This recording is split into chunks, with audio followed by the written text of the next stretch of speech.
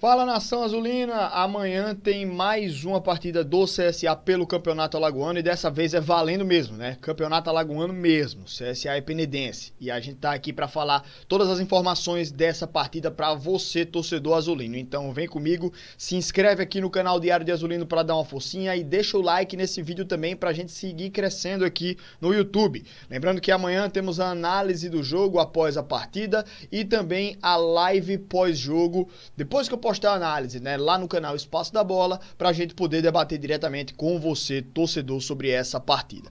Enfim, meus amigos, vamos falar um pouco também da situação do CSA no Campeonato Alagoano, pra gente poder destrinchar um pouco o que é que o CSA precisa nessa rodada.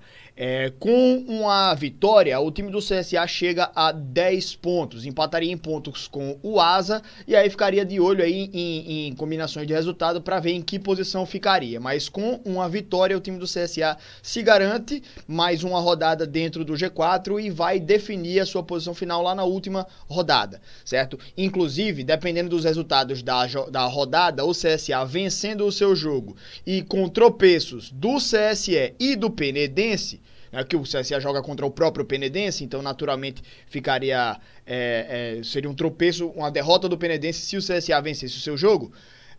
O CSE perdendo também ou empatando, o time do CSA automaticamente já estaria classificado para a segunda fase do Campeonato Alagoano, então esse resultado pode acontecer. Eu acho improvável porque, mesmo a gente vencendo o jogo, o CSE encara a equipe do Cruzeiro e o Cruzeiro tem 0 pontos no campeonato, então o time do CSE muito provavelmente vai vencer a sua partida e a gente deve ir para a última rodada aí precisando também vencer o próprio Cruzeiro para a gente poder se garantir, né? Então, a matemática está ao nosso favor, mas a gente precisa dentro de campo mostrar esse resultado, mostrar o porquê o time do CSA pode aí se classificar, tá?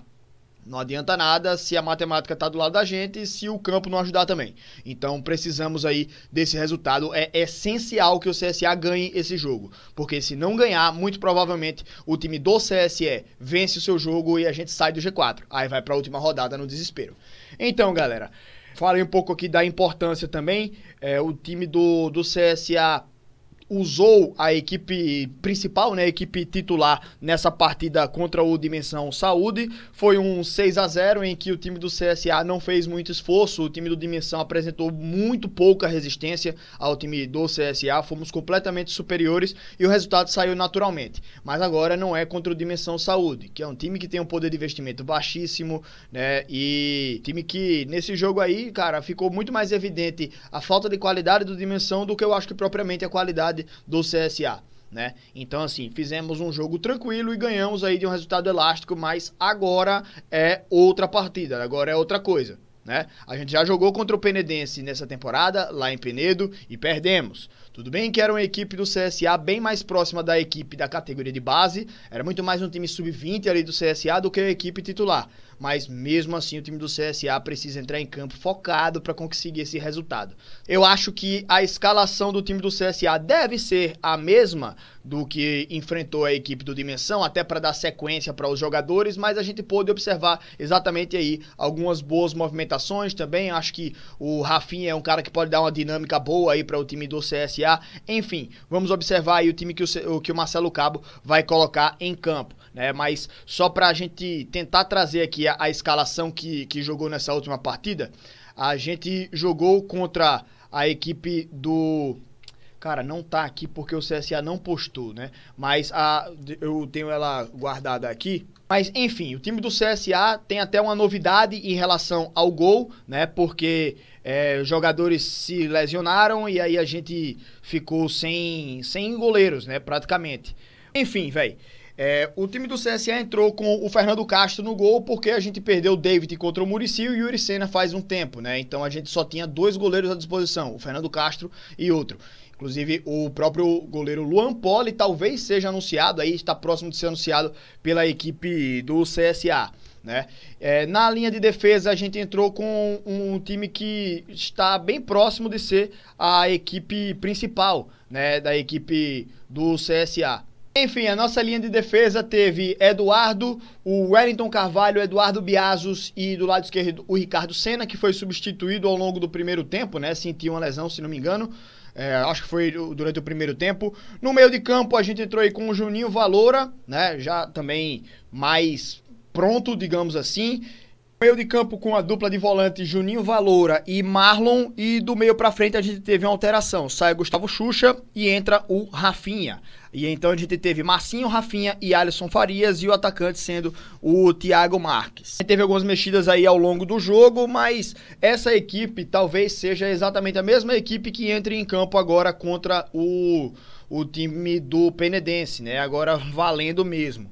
Faria algumas mexidas aqui nesse time, né? Principalmente ali no atacante Thiago Marques, que eu não me convenci mesmo com esses 2 gols, e o volante Marlon, que também não me convenceu desde a primeira partida. Então faria algumas mexidas aí nesse time. O restante eu acho que eu utilizaria os mesmos, exceto o Ricardo Senna, que sentiu uma lesão e talvez não possa jogar, né?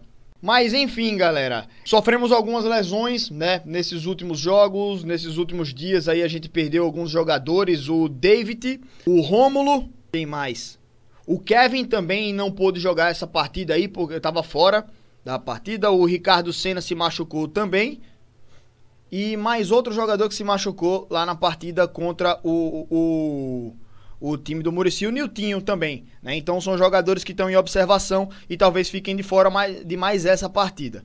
Mas vamos ficar de olho aí nessa escalação. Não acho que vai ter mudança, apesar de eu acreditar que precisa de algumas mudanças. Mas agora vamos falar um pouco sobre novidades. O time do CSA pode, daqui a um tempo, né, muito provavelmente vai anunciar o goleiro Luan Poli como uma nova contratação aí da equipe do CSA, certo?